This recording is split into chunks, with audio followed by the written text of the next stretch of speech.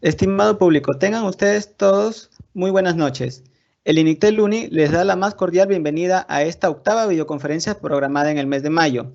El tema de la videoconferencia del día de hoy es Sistemas embebidos en la tecnología del IoT.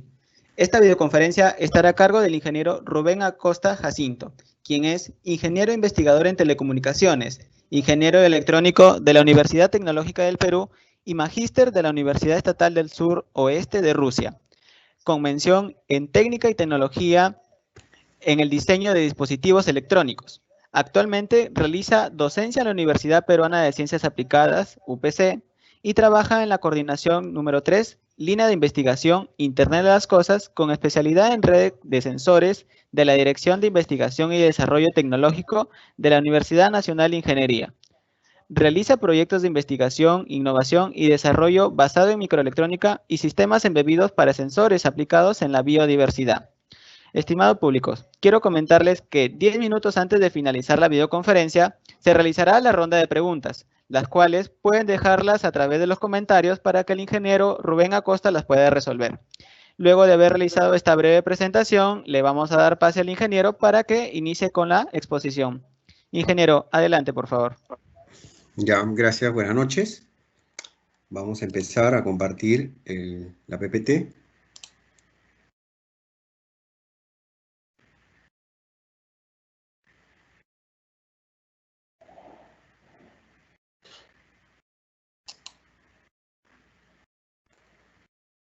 Ok, ¿se está compartiendo la PPT? Es correcto, ingeniero. Ya, listo. Vamos a compartirla plenamente.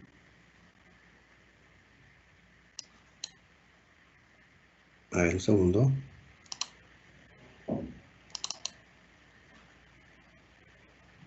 Bien. En primer lugar, permítanme saludarlos, ¿no?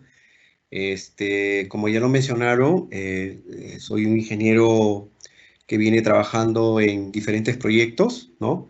Relacionados en el uso de sistemas embebidos y aplicados en Internet de las Cosas. Bien, empezamos. Mucha gente se preguntará qué es Internet de las Cosas. Obviamente que este tipo de tecnología ya es ampliamente conocido, ¿no? Los conceptos también muy bien difundidos, ¿no? Pero en realidad les marco acá un pequeño concepto que sale a la raíz de la experiencia, ¿no? Internet de las cosas para el tema tecnológico es un sistema de objetos físicos con identificadores únicos interconectados en el Internet, ¿no? A la red de redes, donde cada objeto incluye un dispositivo, ¿no? Un chip, como lo llamamos, el cual recibe señales de sensores y los envía a través de un medio de transmisión hacia el Internet, es decir, a la nube, ¿no? Como lo ven ustedes en el gráfico, es un concepto sencillo, ¿no? Fácil de entender, en donde el medio de transmisión viene a ser cualquier tipo de medio, puede ser alámbrico, en una red Ethernet, por ejemplo, un medio inalámbrico, donde están todas las tecnologías inalámbricas, como Wi-Fi, GPRS, LTE, tecnologías de transmisión inalámbrica, ¿no? Dispositivos o chip, están todos los tipos de procesadores, ¿no?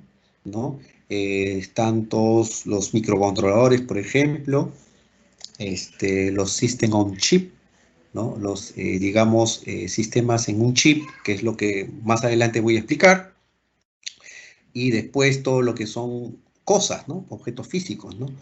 Que cada día más nosotros podemos observar que convive con nosotros.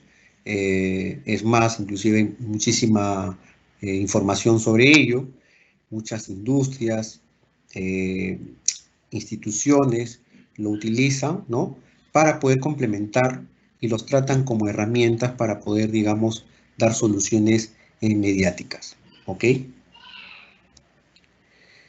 Después hablamos el tema de redes Machine to Machine e Internet de las Cosas, ¿no? Que son dos redes que conviven en una red general, como como ustedes pueden observar en el diagrama, tenemos tres grandes grupos, tres dominios, o tres columnas, se puede decir, que son las bases de este tipo de dos redes que conocemos, ¿no? Las primeras que fueron machine to machine, conectividad entre personas a través de máquinas, ¿ok?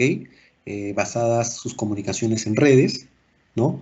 Y luego, digamos, con el avance de las tecnologías, empieza a ver el tema de conectividad de las cosas hacia el Internet, hacia la nube, ¿no? Pero esto a nivel de redes lo podemos dividir en tres grandes grupos. Primero, el dominio de los dispositivos físicos o dispositivos machine to machine, como nosotros comúnmente lo llamamos. Tenemos el dominio de la red y el dominio de aplicación, ¿no? El Internet de las Cosas es un grupo de tecnologías, ¿no?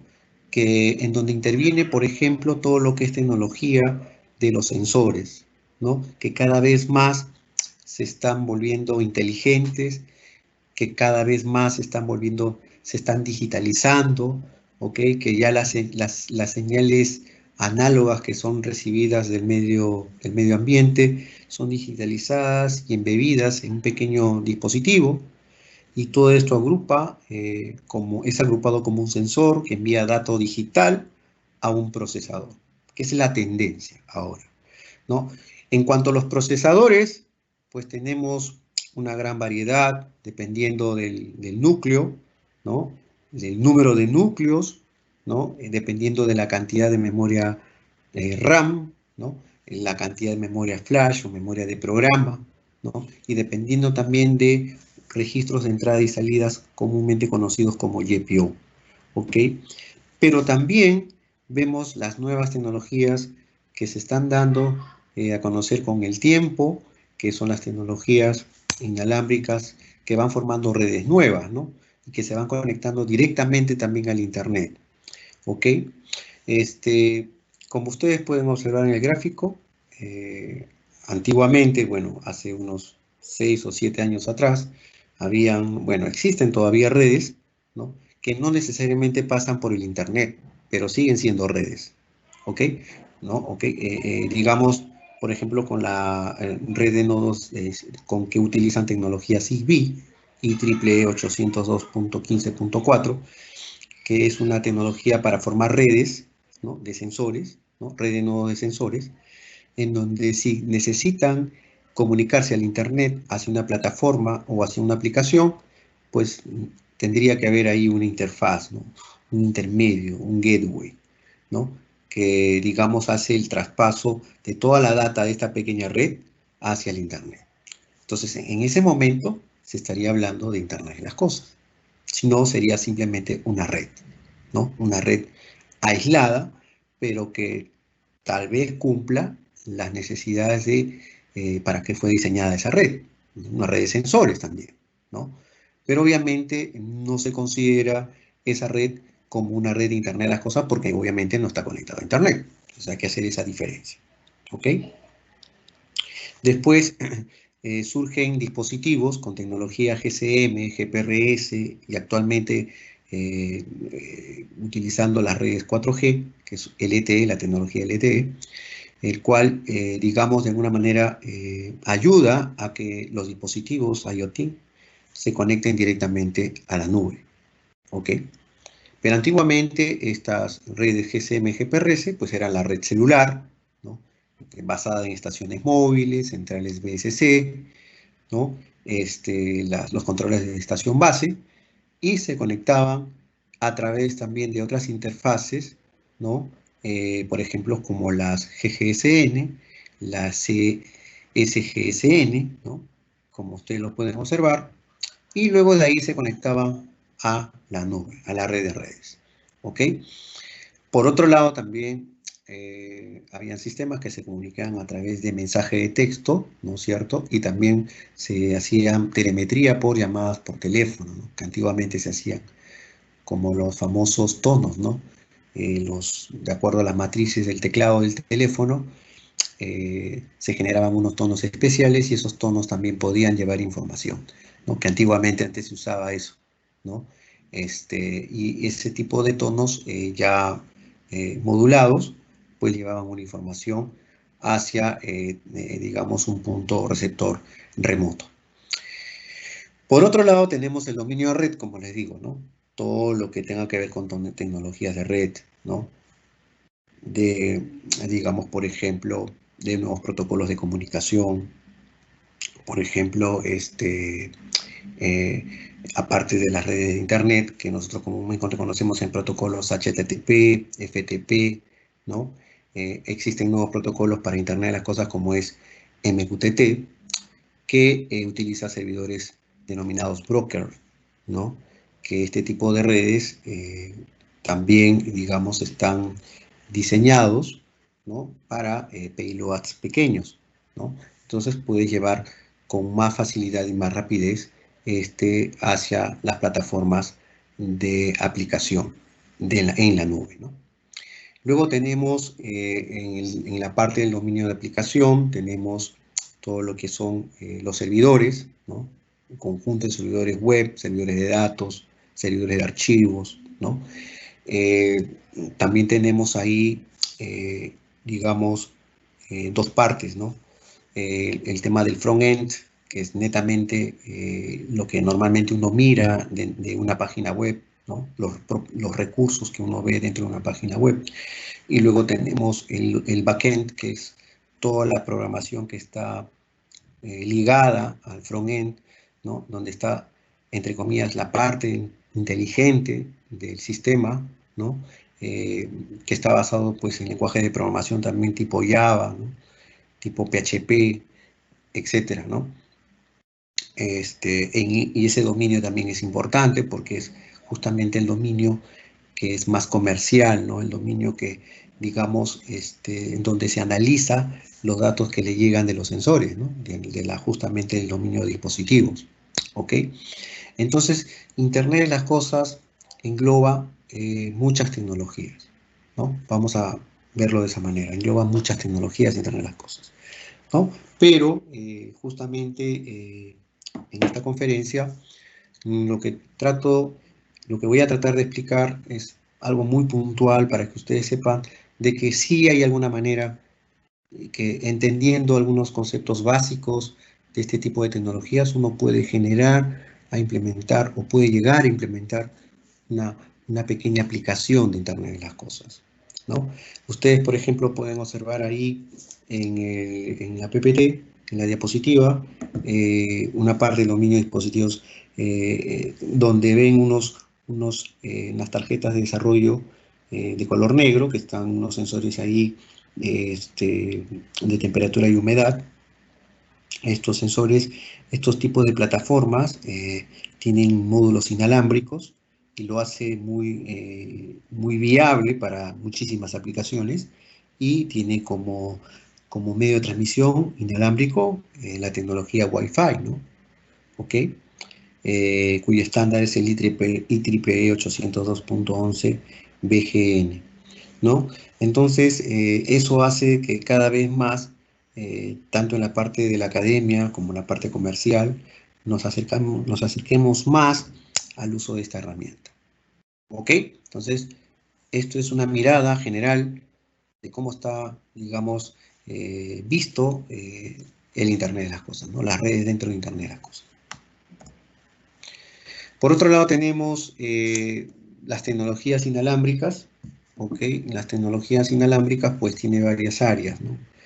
Tenemos las redes de pequeño alcance, muy pequeño alcance, que son las redes de proximidad, ¿no? Que son las redes RFID, identificación por radiofrecuencia, que también tiene, digamos, diferentes bandas de trabajo, ¿no? En HF, UHF y en LF. Este tipo, por ejemplo, de tecnología normalmente era empleada, por decirte, digamos, en sistemas en donde la distancia de comunicación es muy pequeña, estamos alrededor de 10 a 15, 20 centímetros, como en HF, por ejemplo, y en UHF teníamos, por ejemplo, 100 metros, ¿no? De aplicación, de distancia de transferencia de datos. Ahora, con el la época que estamos viviendo, estas tecnologías están volviendo a ser analizadas nuevamente por diferentes empresas porque evitan el contacto, ¿no? Actualmente esto se está usando bastante, por ejemplo, en nuestro transporte metropolitano, ¿no? En donde uno utiliza este tipo de tarjetas para hacer el pago o el abono del pasaje, ¿no? Donde uno simplemente las recarga y luego las pasa por unas bandas justamente de RFID. También las usamos, por ejemplo, cuando ingresamos a un trabajo y queremos pasar nuestra identificación sin necesidad de estar colocando el dedo para una revisión de la huella dactilar, o sino también para digitalización a través de un teclado, ¿no?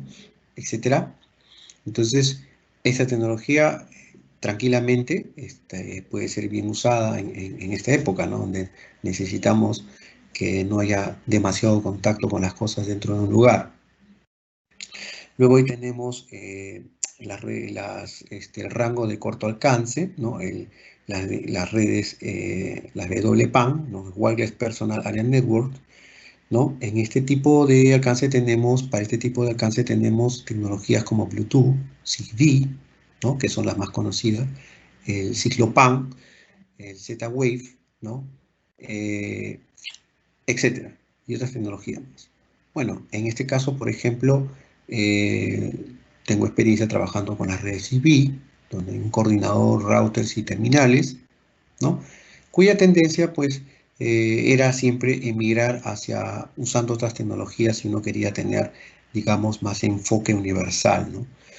Pero esta tecnología fue diseñada justamente para poder llegar a distancia más grande, pero a través de red de redes, ¿no? Sean tipo estrella, tipo malla, redes mesh, ¿no? Etcétera, pero era llegar a distancias distancias remotas de mayor alcance, se puede decir así, usando pequeñas redes, ¿no? Eso fue el objetivo, el fundamento de este tipo de redes. Más no era el Internet, ¿no? Exactamente no era el Internet, era llegar a distancias remotas más grandes.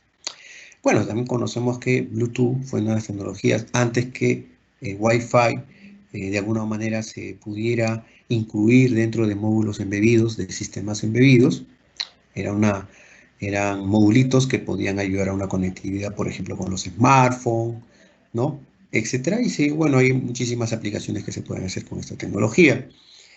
Después la WPAN, ¿no? Las redes Wireless Local Area Networks, que digamos son tecnologías de redes cuyo alcance es un poco mayor, ¿no? De 100 metros, ¿no? Aproximadamente.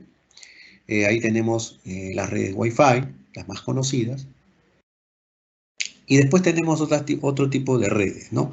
Que el WWAN, que ya aceptan redes de distancia mucho más grande, de mayor alcance, como son, por ejemplo, dentro de la red celular, 2G, 3G, 4G, LTE, etcétera, ¿no? Por ejemplo, 5G, que es la tendencia en un futuro. Luego tenemos, por otro lado, redes que también con tecnología pueden lograr tener un mayor alcance, pero estas redes, digamos, a mayor alcance, pues el payload, la cantidad de datos que puede enviar, pues es pequeña, ¿no? Porque lo hace en niveles, digamos, de transmisión, ¿no? Análoga, con ciertos criterios de tecnología inalámbrica, el cual nos permite enviar en casi niveles de ruido, muy bajos niveles de ruido, mandar datos, ¿no? En este caso tenemos las tecnologías Sigfox y LoRa, ¿ok? Cuyo payload es pequeño y obviamente pues son tecnologías que pueden llegar a kilómetros, ¿no? Aproximadamente entre 5 o 10 kilómetros, ¿no? En algunos casos, dependiendo de la potencia de transmisión, mayor longitud, mayor distancia. ¿Ok? Entonces, este es digamos, una explicación a grosso modo. Obviamente que cada tecnología pues tiene fundamentos muy amplios, ¿no? Que explicar no viene el caso, pero sí nombrarlas para que ustedes vean de que esto existe, ¿no? Dentro de la parte de aplicaciones de IoT, tenemos los wearables, ¿no? La famosa tecnología corporal, ¿no? Que son dispositivos electrónicos que se incorporan en una parte de nuestro cuerpo, ¿no? Interactuando de forma continua con nosotros y con otros dispositivos, ¿no? Para una determinada finalidad u objetivo, ¿no? Entonces, acá tenemos, por ejemplo, este tipo de tecnología que puede ser empleada, por ejemplo, para poder revisar los niveles de oxígeno, ¿no? De nuestro organismo, de la sangre, ¿no? De los glóbulos rojos.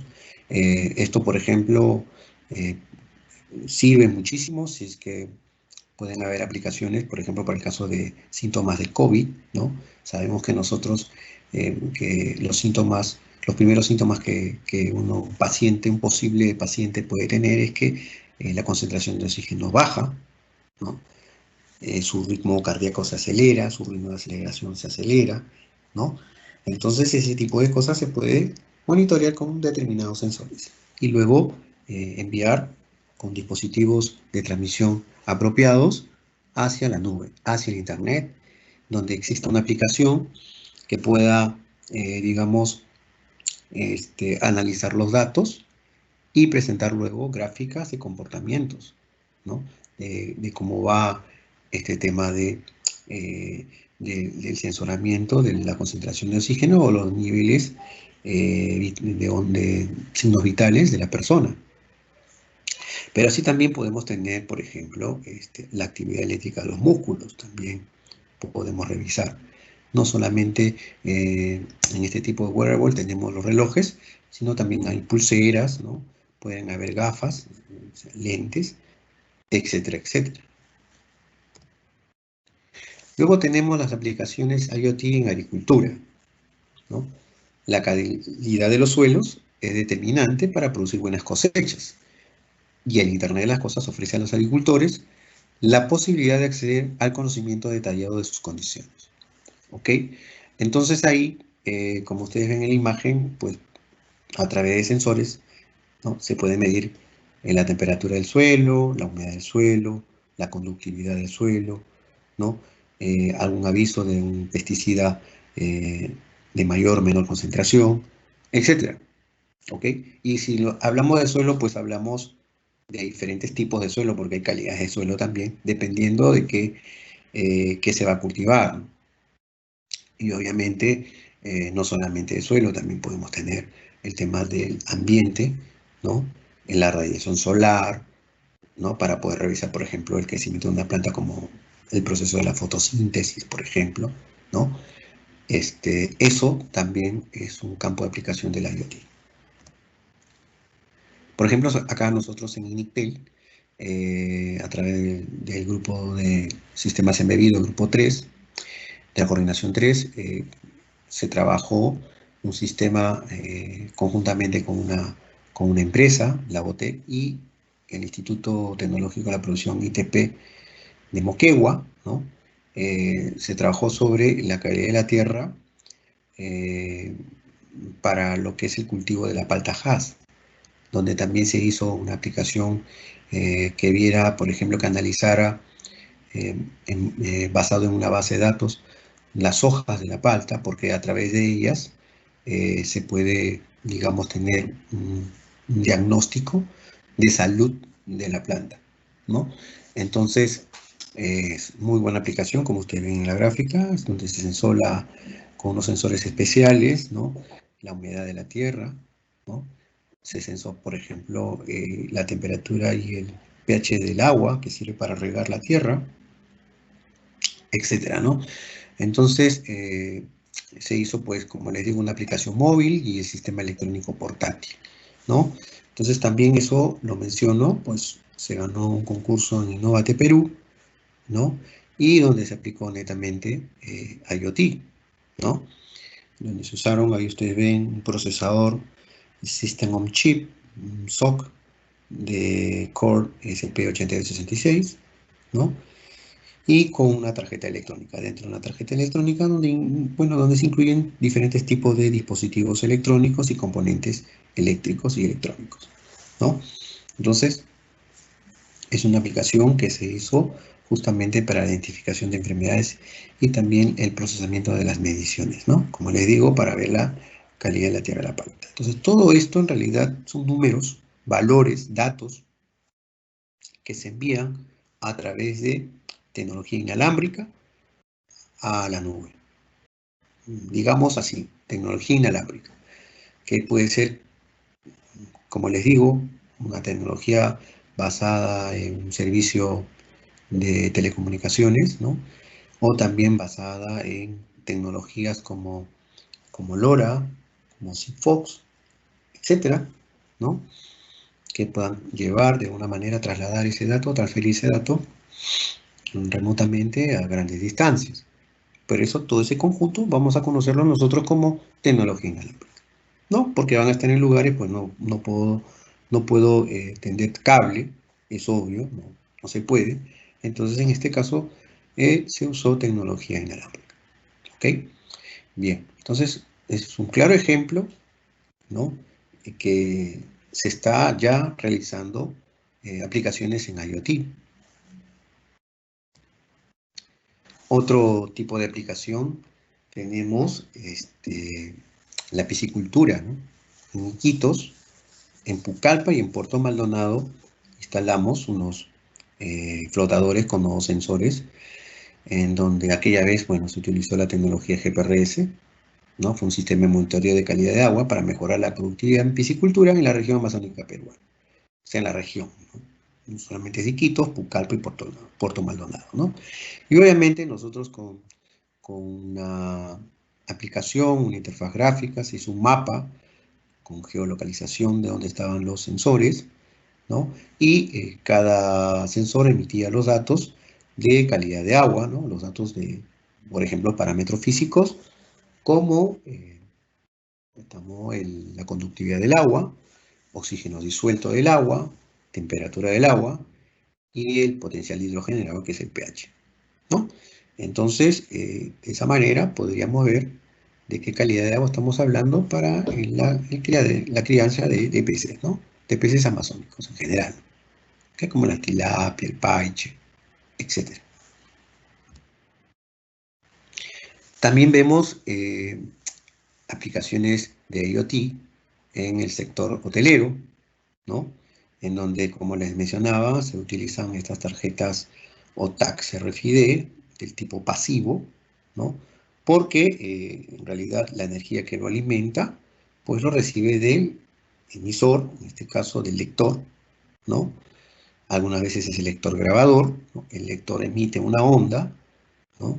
De un alcance pequeño y puede emitir, puede detectar, ¿no? El tipo de cliente y una clave o algún código del cliente para que pueda ingresar, ¿no? Eso también es, digamos, una aplicación de IoT. Bueno, entre las tendencias de IoT, las más resaltantes, porque hay varias, solo he puesto las más resaltantes que considero, ¿no? Está blockchain, que es la cadena de bloques, ¿ok?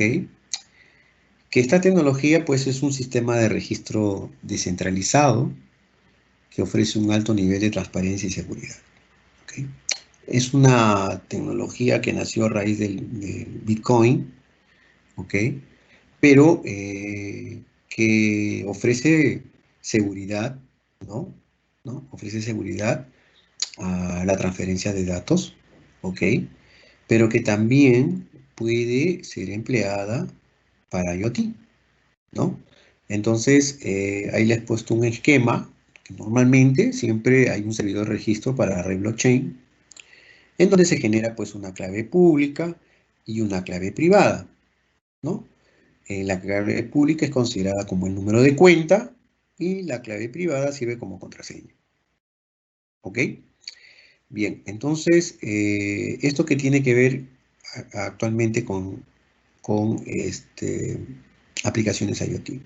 Muchísimo, ¿no? Porque normalmente un nodo sensor, que la tendencia sea un nodo inteligente, ¿no es cierto? Tenga de alguna manera una encriptación, ¿no es cierto? Que tenga una identidad, digamos, como si fuera, digamos, una persona que se inscribe dentro de un registro de red blockchain, ¿no? Dentro de un servidor, y que pueda de alguna manera enviar datos desde el equipo hacia un primer servidor donde va a ser contacto justamente o conexión para transferir luego ese dato transferido en toda la red. Obviamente que estamos hablando de encriptación de datos. Al procesador, en este caso, se le tiene que conectar o incluir un programa de encriptación de datos, que podría ser, por ejemplo, un SHA-256, y luego eso transferirlo a un servidor, ¿no?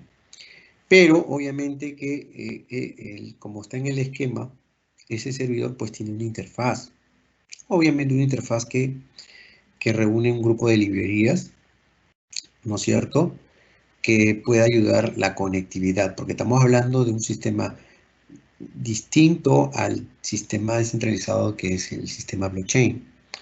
Entonces tiene que haber ahí como unas APIs, se puede decir, que permita hacer este paso de sistema centralizado a descentralizado, ¿no? Entonces, lo explico de una manera muy sencilla, ¿no? Entonces, este servidor lo que hace es coger ese dato y también coge, digamos, la información del usuario que emite y el que recibe, ¿no?, la información, y todo eso lo encripta, toda esa data lo encripta en forma de números, ¿ok? Le da un número, ¿no? Y ese número se le conoce como hash, que es construido basado en la información que recibe, ¿ok? Bien, entonces, pero antes de empezar la transmisión en esta red descentralizada, ¿por qué digo red descentralizada? Porque los servidores que hacen esta función emiten esta información y se van generando diversas copias de esta información, ¿ok? Es decir, casi todos los servidores de la red tienen la misma información. Entonces, si se cae un servidor, pues no hay ningún problema, la información no se pierde porque la información está en otros servidores también, la misma información, ¿no? Entonces, y cada servidor cuando va llegando, cuando va capturando, cuando va recibiendo esa data, pues comienza a analizarla y también comienza a retransmitir. Pero al retransmitirla ya se va generando otro bloque que está basado en el número anterior, se genera otro número, ¿ok? Y así se va generando una cierta cantidad de bloques hasta llegar hacia el usuario final. Obviamente, la forma como lo está haciendo, cómo lo hace, cómo lo encripta, cómo se transmite, sobre qué red estamos hablando, son red conocidas o son red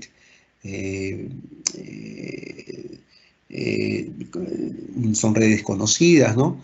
Digamos, son redes que normalmente no conviven con el Internet, ¿no? Son redes especiales, servidores que sí, de repente están en la nube, pero normalmente siempre arman sus propias redes.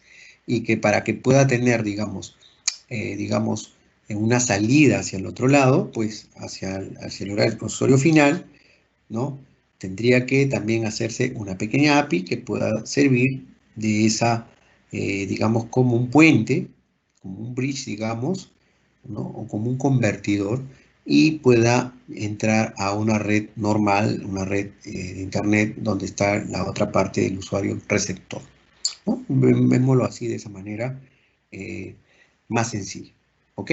Entonces, la tendencia justo es de aquellas redes IoT que normalmente se están, digamos, haciendo en proyectos, que se están implementando, necesitan también ser redes seguras, ¿no? Entonces, hay industrias y empresas que todavía no quieren insertarse en este mercado porque todavía tienen el miedo de saber de que todavía son redes inseguras y que por lo tanto necesitan darle más seguridad a los datos que se transfieren por este tipo de redes normales, de redes IoT de Internet normal. Entonces, para eso, ya en Initel estamos comenzando a trabajar, ¿no?, para poder, digamos, de alguna manera sopesar, comparar, ¿no? Que este tipo de tecnologías también pueden colaborar, pueden darle mayor optimización a las redes IoT. ¿Ok?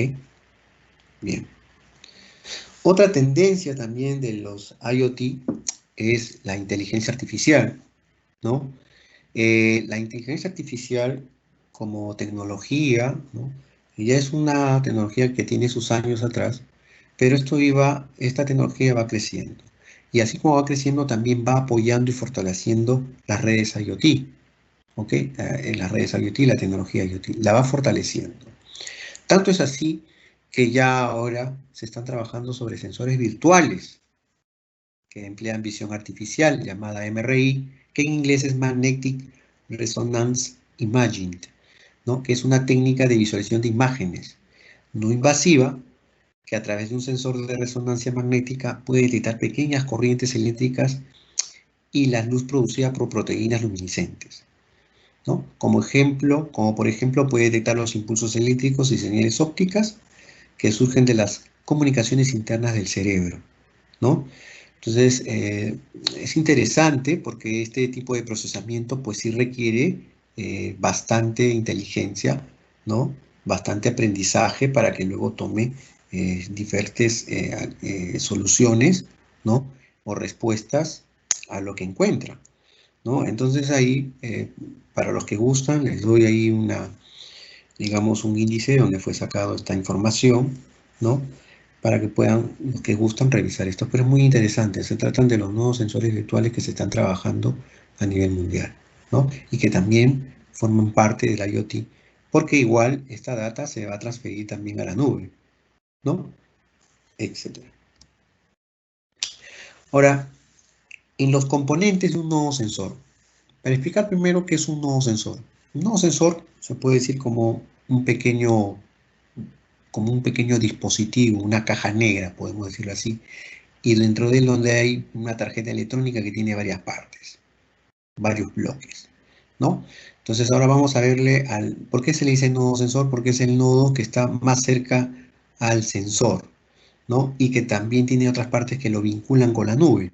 Entonces, por ejemplo, dentro de este nodo sensor, sus componentes más importantes son el sensor propiamente dicho, el bloque de energía, en este caso la batería, el procesador, ¿no? Y el módulo de transmisión inalámbrica o puede ser también alámbrica, ¿no?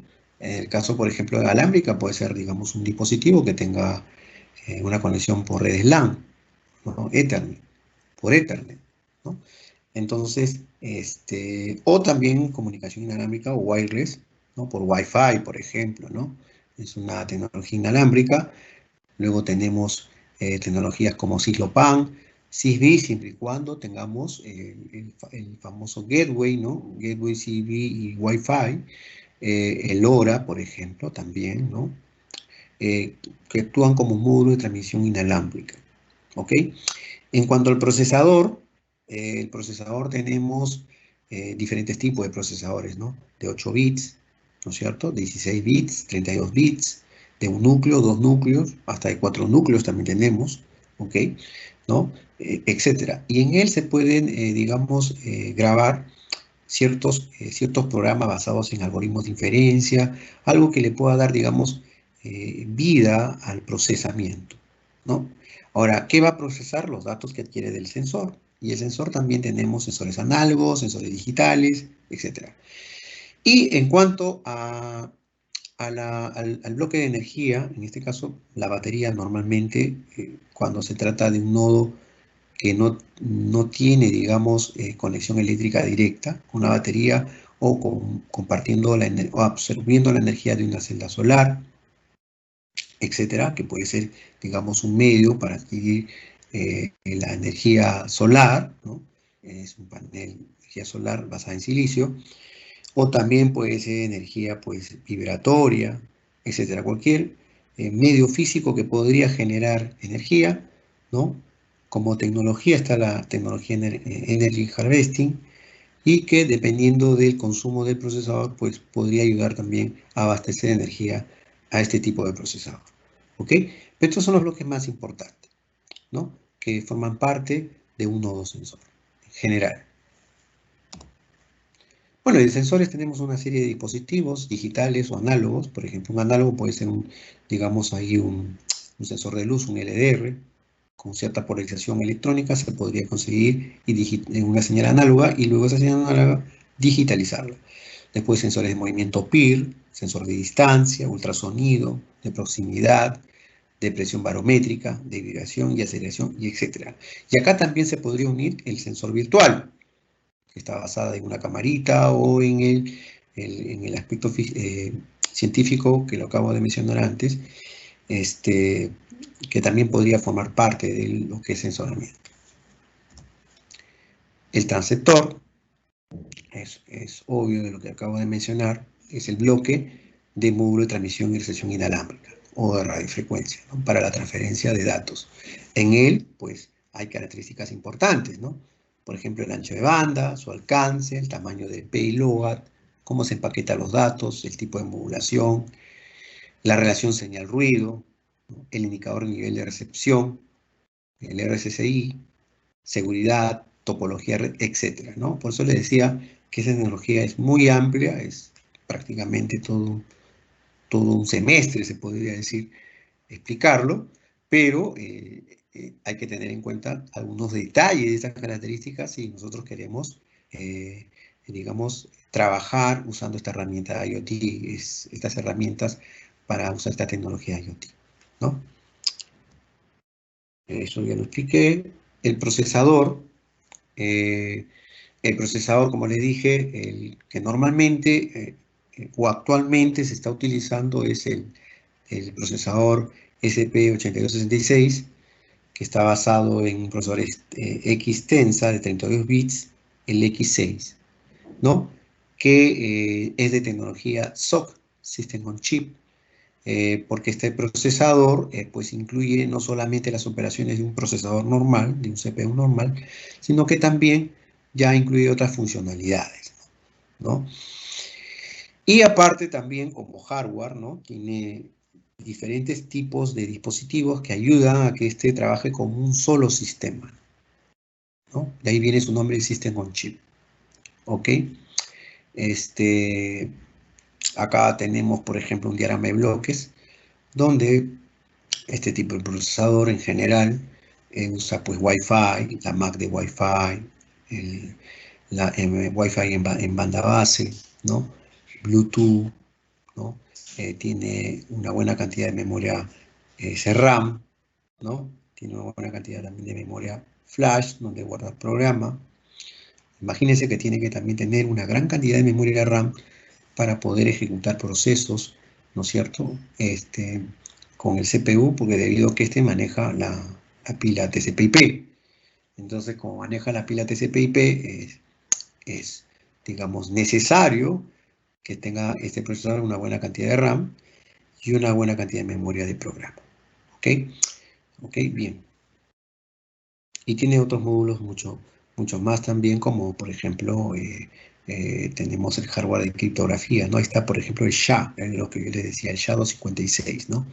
Que sirve para encriptar datos. Y en energía tenemos, digamos, por ejemplo, bueno, el componente más conocido pues es la batería. Pero esta batería también, dependiendo de su construcción química, ¿no? Su formación química, puede ser de níquel-hierro, de níquel-cadmio, níquel-hidruro, iones de litio, polímero de litio, ¿no? Etcétera. Y bueno, obviamente que cada tipo de batería pues tiene una duración mayor.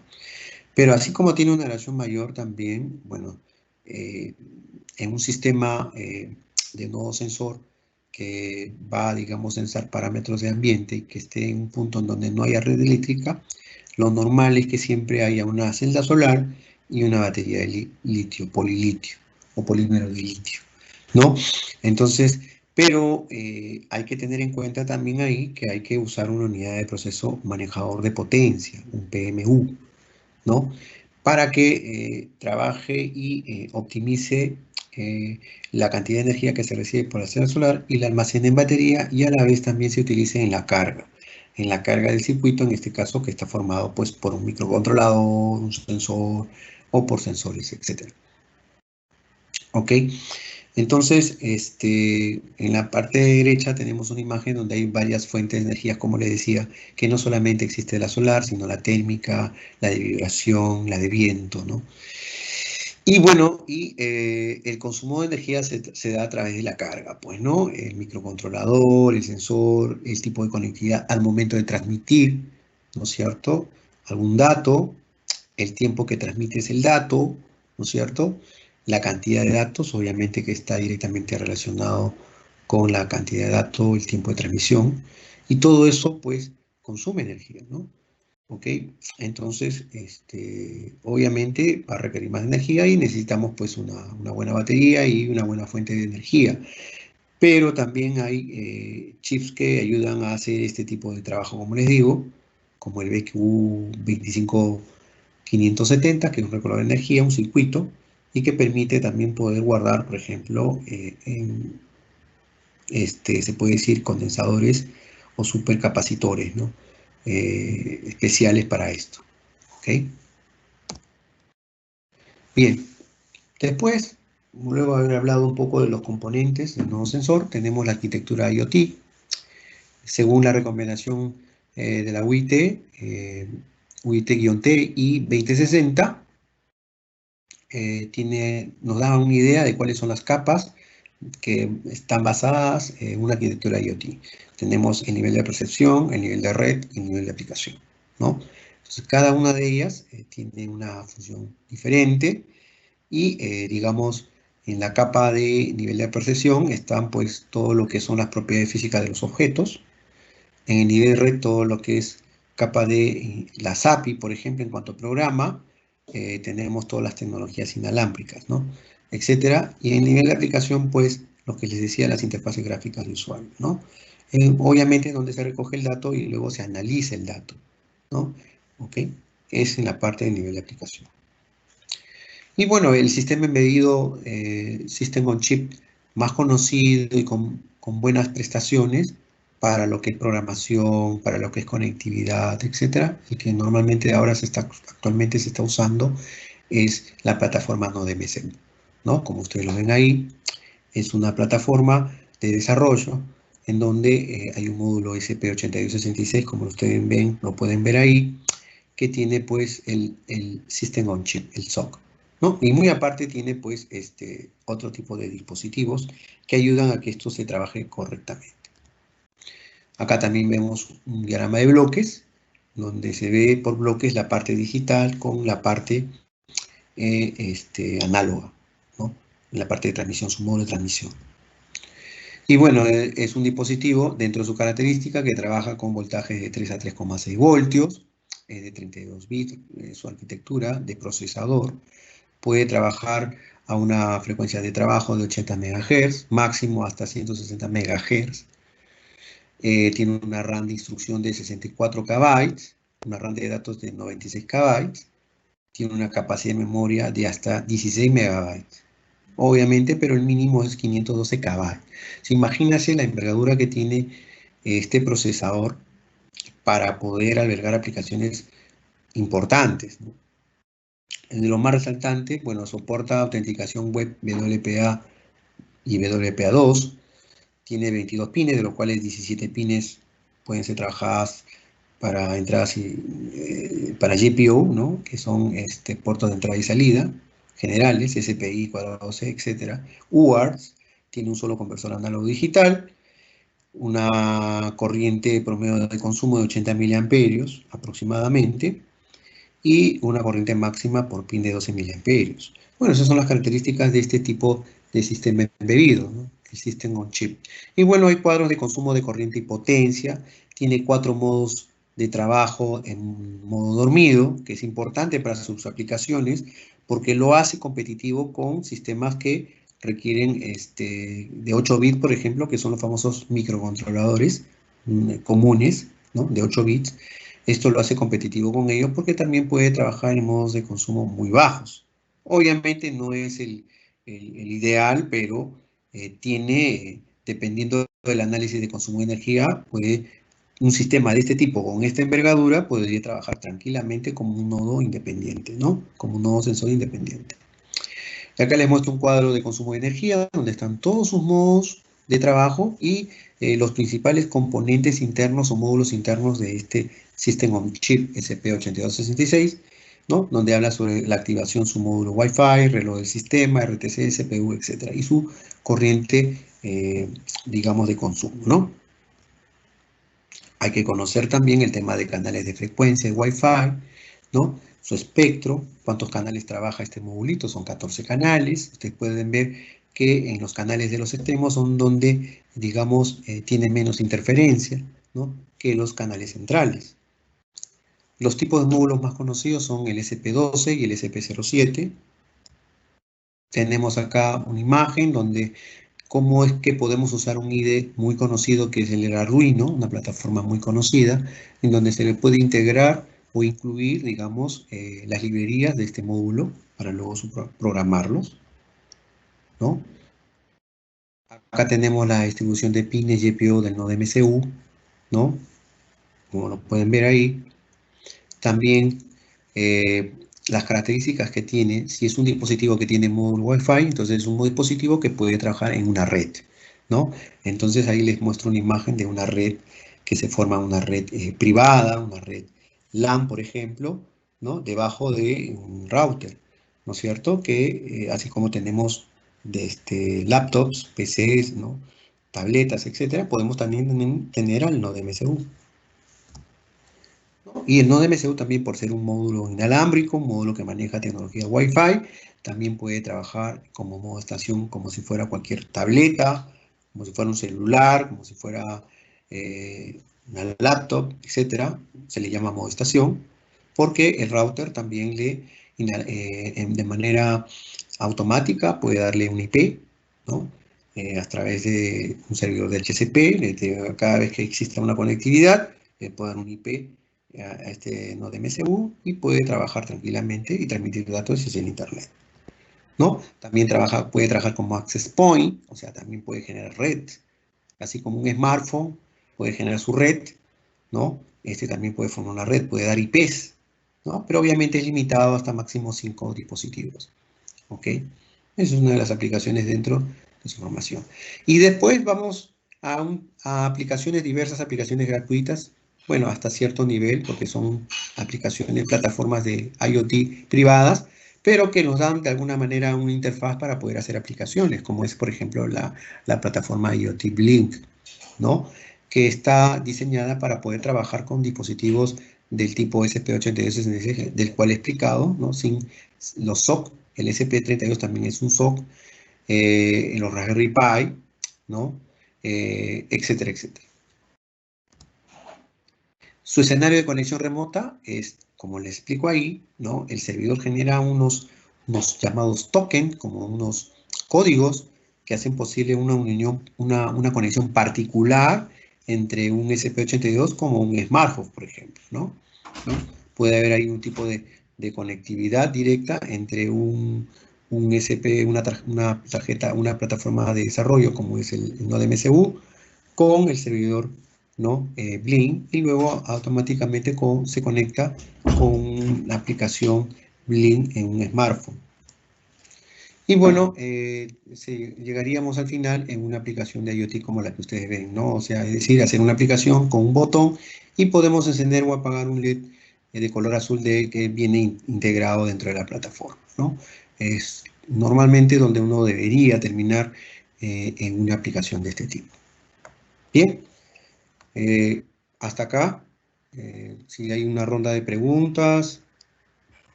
etcétera. Sí, así es, ingeniero.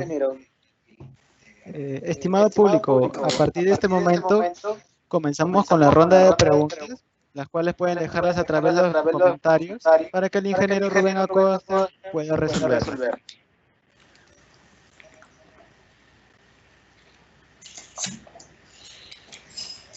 Ingeniero, ya tenemos algunas preguntas.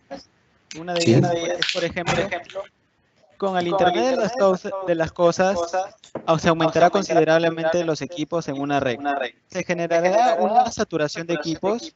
¿Qué repercusiones tendría? ¿Se tendrán que tomar en cuenta ante posibles hackeos? Muy bien. En realidad, ahí hay dos preguntas, ¿no? A ver, vamos con la primera. Sí, efectivamente. La tendencia es que exista millones de conexiones hacia los servidores. Actualmente se está trabajando directamente la conectividad con los servidores. ¿Ok? Sobre todo en nuestro país o en Latinoamérica, las aplicaciones todavía no están, digamos, ahorita no hay muchas conectividades o esos billones o millones de conectividades. Pero sí se tenía en cuenta que cuando ya, digamos, comience a generarse diferentes aplicaciones donde estemos hablando de muchísimos sensores que cada vez se estén conectando a la nube, entonces sí se ha creado un sistema que se llama como una especie de semiservidores o servidores intermedios llamados neblina, ¿no? La niebla, ¿no? Que se le conoce como the fog. Es decir, que ellos son los que van a hacer un preprocesamiento de toda la data y luego de ellos envían la data resultante a los servidores. ¿Ok? Entonces sí se ha pensado en esa arquitectura que justamente es una de las tendencias que actualmente se está viendo para las futuras conexiones que si no se tiene en cuenta este año, de repente ya en los siguientes años, eso va a suceder. Pero eso va a depender muchísimo de la infraestructura en la cual nosotros estemos trabajando y de la cantidad de empresas que quisieran o instituciones que quisieran aplicar esta tecnología, ¿no? Que cada vez es más conocida y además también, digamos, implementada, ¿no? La otra pregunta era el tema de seguridad. Justamente, actualmente los sistemas de IoT académicos son sistemas que todavía no tienen una seguridad, ¿no? O sea, puede ser funcionalmente idóneo, perfecto, de repente por ahí me pueden decir, profesor, de repente ahora con el avance de las tecnologías y hay routers que se están vendiendo con ya otro tipo de tecnología con el WPA distinta, ya mejorada, que los hackers todavía no pueden trabajar en ella, etcétera. Muy aparte de eso, se está trabajando lo que yo les mencioné, usando esta tecnología blockchain para poder, digamos, darle seguridad a la salida de los datos, ¿no? Desde ahí es que ya los datos estén encriptados y el dispositivo también, ¿no? Entonces, se está trabajando en ello y esperemos que conforme va avanzando también las tecnologías, este tipo de aplicación también avance, ¿no? Porque forma parte también de la seguridad de los datos y los dispositivos y también del sistema, ¿no? ¿Ok?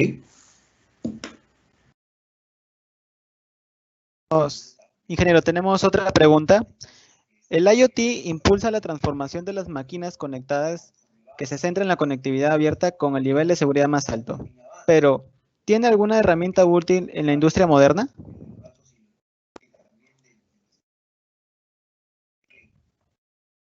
Ingeniero, su micrófono, por favor. Ingeniero, tenemos otra pregunta. ¿El IoT impulsa la transformación de las máquinas conectadas? Hola, ¿me escucha? Sí, Hola, es hola. correcto. Ya. Sí, actualmente, como les dije, sí ya hay aplicaciones donde se están usando este tipo de tecnología, ¿no? Lo que pasa es que no son muy divulgadas. Normalmente, si uno entra en internet, ustedes van a encontrar una gran cantidad de empresas que ofrecen este servicio, pero sobre todo en la parte del análisis de los datos, ¿no? Que es lo que normalmente requiere la empresa. Pues ellos deciden de repente comprar toda la parte física, ¿no? Que habíamos dicho, la parte de percepción, viéndolo de la arquitectura IoT, ¿no? El medio de transmisión también, porque pues pagan el servicio de transmisión, de repente por Claro, Entel, etcétera, o Entel. Pero para ellos el tema más importante es el análisis de los datos, ¿no? Entonces, en el análisis de los datos, digamos, hay diferentes técnicas para hacerlo, ¿ok? Normalmente en nuestras regiones se están aplicando bastante para lo que es la crianza y, digamos, productividad de peces amazónicos, ¿no? Por ejemplo, como han visto ustedes, ¿no? En el caso de la palta, por ejemplo, ya están tratando las exportadoras de palta, tratar de usar estas tecnologías, ¿ok? Y no solamente en la palta, sino también en diferentes otros rubros agrícolas, también para la calidad del agua, por ejemplo, como les mostré en Iquitos, en la región San Martín también, ¿no? Entonces sí se están dando, pero lo que sí falta implementar ahí es el tema de seguridad. Obviamente que ahorita el tema de seguridad no es tan, entre comillas, vital para ellos, porque aún todavía no hay hackers que vean ese tema, ¿no? Pero cuando ya tengamos un nivel como industria, en donde ya este tema de IoT ya no sea una tecnología que de repente requiera hacer todo un estudio, ¿no? Etcétera, sino que ya se está aplicando, que ya las empresas lo están divulgando, que las empresas están comprando este tipo de soluciones, entonces van a ver que sí, ahí tiene que generarse el tema de seguridad, ¿no? Por ejemplo, las industrias mineras o todo lo que tenga alrededor de la productividad minera, ellos sí están pidiendo con mucha fuerza el tema de las aplicaciones de IoT con seguridad, ¿no? Con seguridad porque para ellos sí es vital la información. Entonces ahí sí, si ustedes ven sus procesadores, son muy de alta envergadura, ¿no? Por ejemplo, de la marca Intel, ¿no? Ellos trabajan nodos sensores con procesadores muy conocidos y a veces lo importan, ¿no? Entonces, lo que se quiere es que académicamente nosotros también formemos parte de esas soluciones, que no solamente queden en academia, sino también para un uso comercial. Y para hacer un uso comercial tiene que pasar todos los estándares de calidad y de seguridad, en este caso, para que eso sea un producto comercial, ¿no? Vendible. ¿Bien? Bien, ingeniero, tenemos otra pregunta. ¿Cómo puedo evitar la inhibición o bloqueo de las señales transmitidas por la tecnología IoT para dar mejor seguridad y evitar la pérdida de información que se envía hacia la nube? ¿Puedes repetir la pregunta? Al principio no entendí. ¿Cómo puedo evitar la inhibición o bloqueo de las señales transmitidas por la tecnología IoT para dar mejor seguridad y evitar pérdida de información que se envía hacia la nube? ¿Cómo puedo evitar? Bueno, a ver, primero, yo no entiendo cómo es que puedo evitar un supuesto bloqueo, digamos, Lo que pasa es que en realidad, como les digo, la idea es que el dato llegue, del dato de la primera capa, llegue a la capa de arriba, o sea, a la capa de aplicación, para que ese dato sea analizado. Ahora, ¿cómo enviarlo? Existen diferentes medios, ¿no? Por eso les decía, puede ser un medio alámbrico, puede ser un medio inalámbrico, ¿no? La aplicación también, existen diferentes tipos de aplicaciones, ¿no es cierto? Es más, inclusive si queremos trabajar con otro tipo de redes, tenemos la blockchain, que es una red más segura, ¿ok? Que viaja por redes que normalmente no es hackeable, entre comillas, ¿no? Porque hasta ahora no se ve hackers en ese sistema, muy conocido, ¿no? Y en el tema justamente de la salida del dato, ojo, bueno, si que te van a bloquear el sistema inalámbrico con cualquier sistema, o te lo van a bloquear y no sale el dato, ¿no? Pero el tema es que si sale el dato, ¿cómo es que pueden detectar que salió de ahí, ¿no? Como normalmente pasa cuando un hacker agarra y sabe en qué servidor meterse, ¿no es cierto? Y bloquear o de repente, por ejemplo, bombardear de peticiones a un servidor hasta que se cuelgue, ¿no? Volverlo infinito. Eso existe actualmente. O sea, ya se ha visto casos en donde nodos sensores han caído justamente porque los hackers mandaban un montón de peticiones. Es que en realidad porque ese sistema todavía no era un sistema inteligente, ¿no? O no era un sistema netamente seguro. Entonces, el propio, se le puede decir el loop infinito, donde está el programa que repite y repite y repite todo, está siempre corriendo el programa. Entonces, cuando le hace peticiones o envíos muy seguidos, si este está conectado a Internet, obviamente, entonces este cae también en ese tema, hasta que se consume la energía, hasta que el nodo ya no emite más, se cuelga, etc. Entonces, justamente lo que se está viendo es justamente en esa parte de detección, cómo saber el nombre de ese nodo sensor. Porque obviamente ese nodo sensor para salir a Internet de la cosa sale por un IP, yo lo puse en la PPT. O sea, tiene un IP, un código único de identificación. Por más que estén en la misma red y que salgan por Wi-Fi, siempre van a ser distintos, porque manejan por lo menos una IP dinámica dentro de la LAN o dentro de la red LAN que se forme dentro de una empresa, tiene un IP, por más que sea privada, una IP distinta, ¿no? Y salga por una IP pública, igual. ¿no? Su formación es distinta. Entonces, ellos, ¿cómo averiguan que ese nodo sea netamente identificado? Pues obviamente cuando el dato sea encriptado, ¿no? Entonces, cuando el dato es encriptado, es obvio que eso de ahí va a tener, va a tener un grado de dificultad mayor. Y mayor aún si es que entra a una red como la red blockchain, ¿no? Entonces, es lo que queremos probar sin depender de qué tecnologías estamos hablando, porque uno puede tener una buena tecnología inalámbrica, un Wi-Fi que para esa época de repente tenga mejores estándares de seguridad, pero el nodo no lo va a tener, ¿no? Entonces, ahí es donde está el trabajo que les digo del blockchain.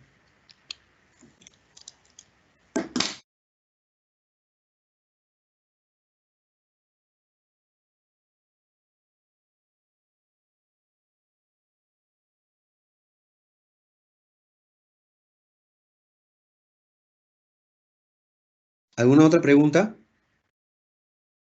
Hola, hola. Ingeniero, vamos con las últimas preguntas. ¿Cuáles son las políticas de seguridad que se deben de implementar para la protección y seguridad de la información generada por los sensores y dispositivos en IoT para no ser robada por los delincuentes cibernéticos?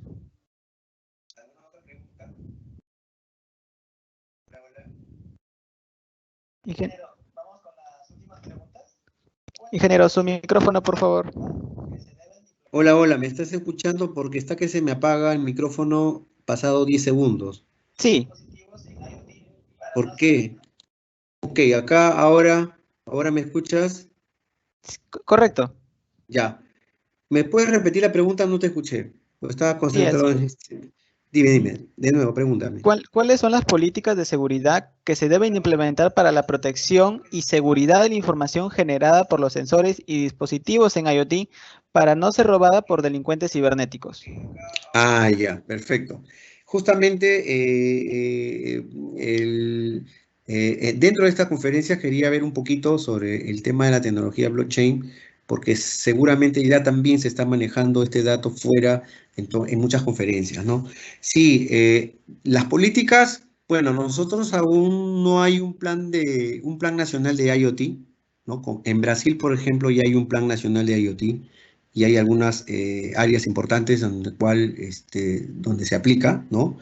Acá nosotros todavía recién OCIPTEL, que es la encargada de velar este tema, aún no lo ha dispuesto, solamente está siendo conocidos tecnologías que pueden abrigar este tema, pero aún todavía no hay nada formado.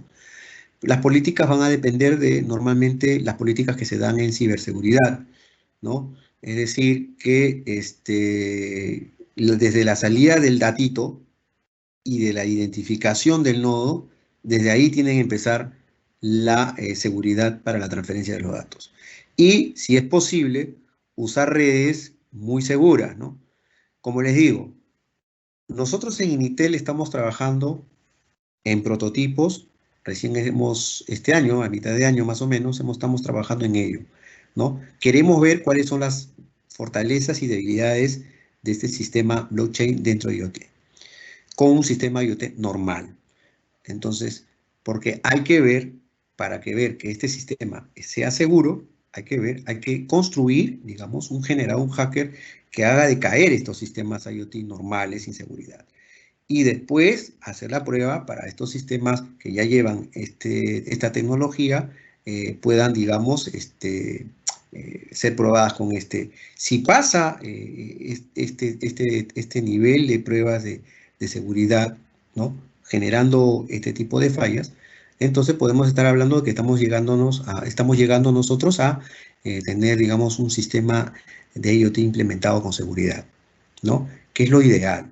Pero como les digo, actualmente no hay muchos hackers que vean este tema porque todavía para nuestro país esto recién se está implementando. Recién hay algunas industrias que lo están usando, pero todavía no hay este tema de hacer caer estos nodos, ¿no? Pero ya seguramente, ya de acá a unos años, un par de años de repente, ya seguramente van a haber este tipo de cosas. Entonces, nos estamos un poco adelantando en ese tema, ¿no? De trabajar en este tipo de seguridad. Bueno, la política, eso va a depender de cada empresa por ahora y por las políticas universales que se dé en el tema de ciberseguridad, ¿no? ¿Otra consulta? Así es, ingeniero. Vamos con la última pregunta. Ingeniero, agradeceré que por favor momentáneamente apague su micrófono para evitar que se forme un eco. Y al momento que finalice la pregunta ya lo vuelvo a activar. Muchas gracias.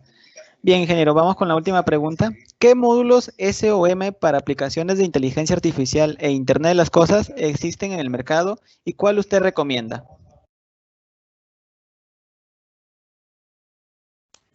A ver, ¿qué modelos actualmente, para lo que son altos procesamientos? Obviamente Machine Learning, por ejemplo, es uno de ellos, ¿no? Todos están basados en sistemas, en System on Chip. Por ejemplo, Raspberry Pi es uno de ellos, ¿no? De la modelo 4, por ejemplo, ¿no? La versión 4 es una de ellas que normalmente se puede usar para algunos conceptos de inteligencia artificial, para IoT, ¿no? También hay ya, por lo que sé, por Intel, ¿no? Por Intel hay algunos modelos, chips, estamos hablando de chip hardware, ¿no? Que están basados para inteligencia artificial. El nivel de aplicación de la inteligencia artificial, eso hay que verlo porque en esos detalles sí, no prácticos, no prácticos, no lo he practicado, pero sé que hay, ¿no? Sé que hay que se pueden aplicar para este tipo de, por ejemplo, sensores virtuales, ¿no? Sí, ¿alguna otra pregunta? Bien, ingeniero, esa fue la última pregunta. ¿Listo? Ok, ingeniero. Bien, estimado público, esta fue la ronda de preguntas. Esperamos que el ingeniero Rubén Acosta haya resuelto cualquier duda que hayan tenido en este momento. Y asimismo, queremos agradecerle al ingeniero por su apoyo en esta videoconferencia. También agradecerle a todo el público presente que está participando en esta octava videoconferencia. Y también queremos invitarlos a nuestra novena videoconferencia que se dará a cabo el día de mañana, martes 16 de mayo. El tema, buenas prácticas en el mantenimiento de cableado en el centro de datos, a cargo del ingeniero Álvaro Cayo Urrutia. De igual forma, indicarles que el formulario de inscripción del ciclo de videoconferencias lo encontrarán en el Facebook de Capacita Inictel Uni y en la página web de Inictel Uni. Sin más que agregar, estimado público, nos despedimos de todos ustedes, esperando que esta videoconferencia haya sido de su agrado. Sin más que agregar, nos despedimos. Buenas noches.